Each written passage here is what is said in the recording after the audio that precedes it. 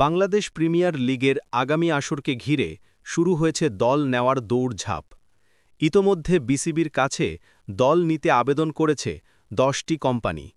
বিসিবির একাধিক সূত্রে জানা গেছে, আগ্রহী এসব কোম্পানির মধ্যে রয়েছে দেশের নামকরা কর্পোরেট প্রতিষ্ঠানসহ কয়েকটি নতুন ব্যবসায়িক গ্রুপও। বিপিএলের নতুন মৌসুমে দল নিতে আগ্রহী 10টি কোম্পানি।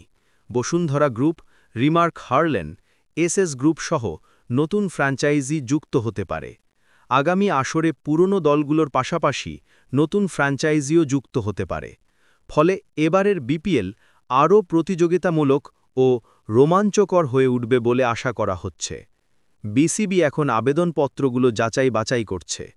নির্বাচিত কোম্পানিগুলোর সঙ্গে খুব শিগগিরই চুক্তি সম্পন্ন হবে বলে জানা গেছে। নোয়াখালী ছাড়াও মোট 10টি অঞ্চলে ফ্র্যাঞ্চাইজি প্রদানের সম্ভাবনা রয়েছে, যার মধ্যে রয়েছে বরিশাল, চট্টগ্রাম, কুমিল্লা, ঢাকা, খুলনা, ময়মনসিংহ, রাজশাহী, রংপুর ও সিলেট। 10টা পড়েছে, এটা কি বলা যায় যে ধরেন একাধিক পড়েছে কোন কোন জায়গায়? এটা ওইভাবে তো বলেনি, খামের মধ্যে সিল করা, যেটা হচ্ছে ওরা কোন কোম্পানি ধরেন এক এক কোম্পানির থেকে জমা দিয়েছে, আমরা ওইভাবে জমা নিয়েছি।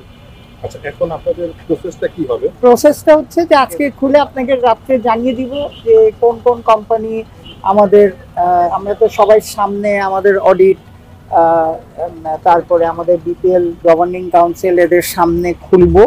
খোলার পরে আমরা তখন বুঝতে পারবো যে কোন কোম্পানি কে বিট করেছে। এইটা দিয়ে আপনাদের 8টার সময় জানিয়ে দেব। সব ধরনের খেলার খবর পেতে সাবস্ক্রাইব করুন। সঙ্গে থাকুন খেলার পাতার।